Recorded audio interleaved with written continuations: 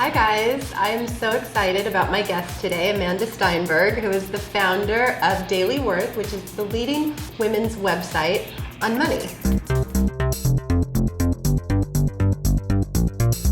So we're here in Amanda's office, and can you just tell me everything you know? I'm so excited to help you. Thank you. So how did you start? Well, I started because I realized when I was 30 years old, which was 6 years ago, that I was in a money coma. I was actually making multi-six figures a year as a computer programmer, and I had bought this beautiful house with my family in Philadelphia where I live. And then one day I logged in to pay my mortgage and there was no money in my checking account.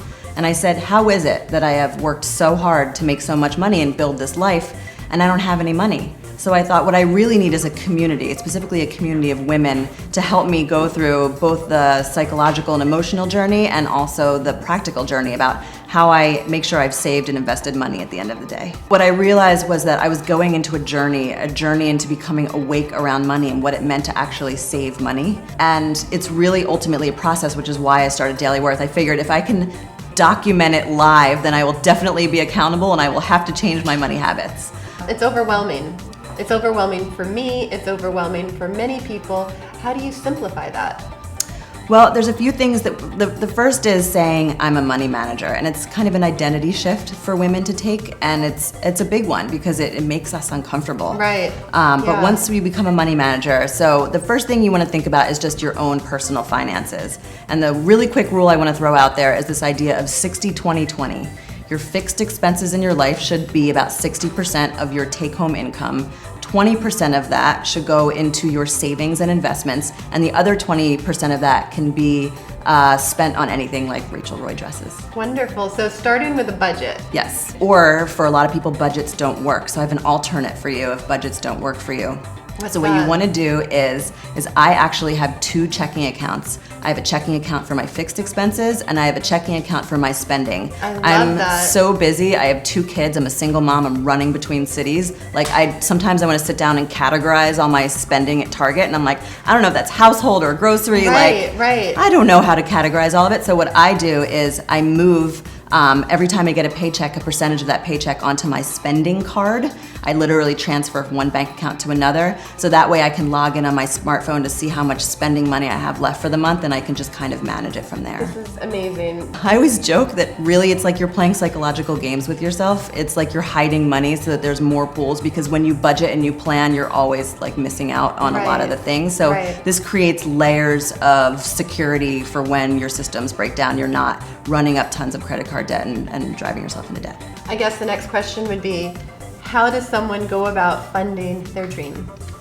We as women, it's time for us to learn about investing. I'm going to tell you something really interesting, which is that over the next 15 to 20 years, women are going to inherit about 2/3 of this nation's wealth, specifically because of the boomer wealth transfer and that women outlive men. There's going to be about $20 trillion in the United States in terms of the total wealth in the United States that's going to be under the names and bank accounts of women specifically. Oh my God, I love that. That means that as women, we need to be money managers and know what we're doing with the money. So another amazing quote Amanda has is, we need to fund our own dreams. Stop asking other people to fund our dreams, to fulfill our dreams, fund ourselves. Stop waiting for the rescue fantasy that so many of us live in. Stop waiting for the rescue and rescue yourself. How? So there's this thing called investing, which a lot of people think is like picking the right stocks and watching all the charts. And that's actually just a lot of noise that's created in the media to keep people coming back and reading it. It's actually not the most intelligent way to invest. Here's why investing is important. So let's say you have a savings account with $10,000 in it. That money is actually going to lose value over time, about 3% per year because of inflation. So the only way to keep that money's value and make more money on that money is to invest it. My point is that it's important that you start to pay attention to this thing called the stock market, because ultimately you don't have to buy specific stocks. I'm actually going to give everyone a website right now called betterment.com. Betterment.com. Yes, and what I love about betterment.com is they make investing for your retirement, which is the first place you want to invest for, as easy as it can possibly be. All you have to say is how much you like risk. If you're an adventurous spirit, like I believe you and I are, we yeah. probably like a lot of Yeah. risk. If you are the person who doesn't like so much risk, you can say you don't like a lot of risk. And then it invests your money for you so that it's growing over time, and you don't have to like pick stocks or pick How funds old or should you be anything. when you start an investment for retirement? When you're born, I mean, you Wow. really cannot start young enough. But don't be discouraged if you Yeah. didn't start when you Yeah. were born. Yeah. Lots of people don't start. Start now. And the final thing is calling a certified financial planner. They have a degree called a CFP, and what I love about them is they will charge you an hourly fee, like going to the doctor, but it's really worth going to a certified financial planner twice a year.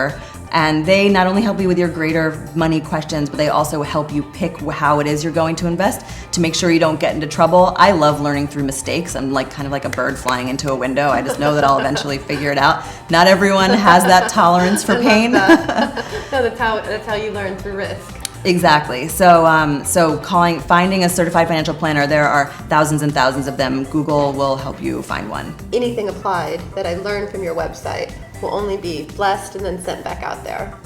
Thank you so much. My pleasure. Thank you.